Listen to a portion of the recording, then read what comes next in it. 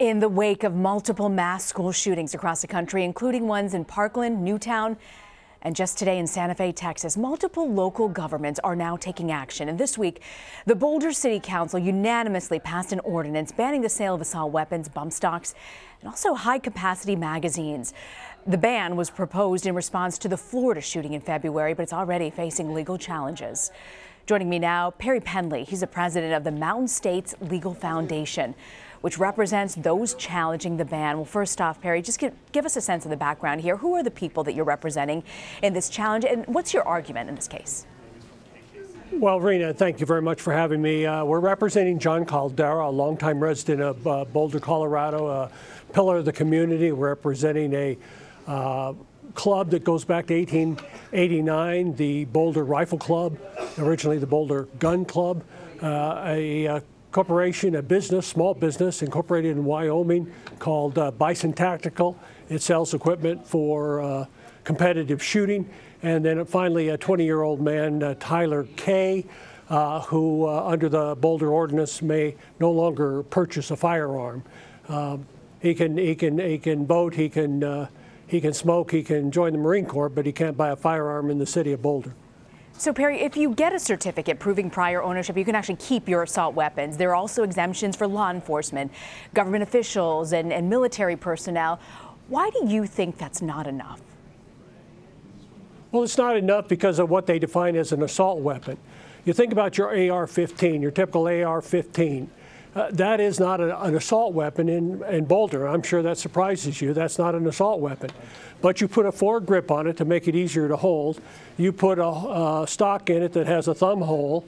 You put a pistol grip on it. Any one of those three items suddenly transforms a legal AR-15 into something illegal in the city of Boulder. And now all of those things, they're legal in Boulder County. They're legal all over the state of Colorado. They're legal all across the country, probably not in California and Massachusetts.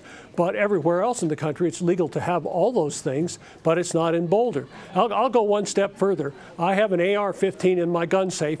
If I also have in that gun safe a pistol grip or a foregrip capable of putting on the AR-15, for having those pieces of plastic, I'm a criminal in the city of Boulder.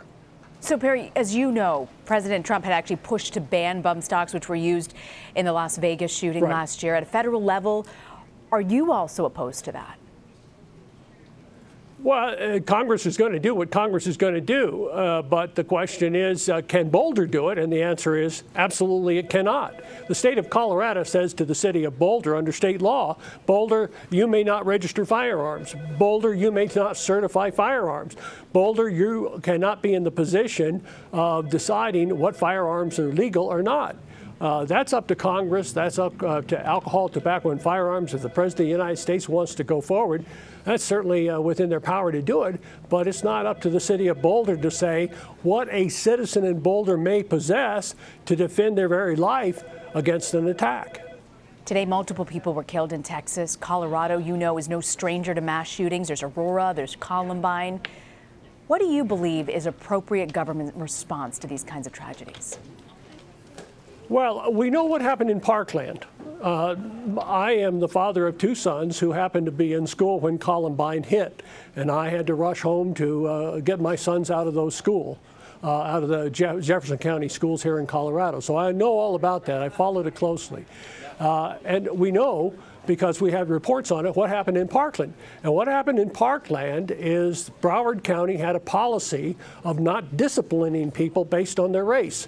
And that allowed this Mr. Cruz to slip under the radar, to come to school with a backpack filled with bullets and escape any sort of retribution or criminal prosecution as a result of it. And sadly, that's why we had the tragedy we had in Parkland. That's because of it. My wife's a former school teacher, and I said to her, honey, what would you do if a kid came to your school with bullets in his backpack? And she said, I'd shut the school down, because if there's bullets in a backpack, there's a gun somewhere, and we got to find it.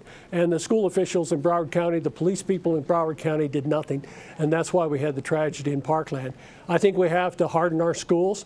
I think our schools need to be not gun-free zones, but a place where The teachers, if they're properly trained, can carry, as the president has suggested, and as we allow here in Colorado.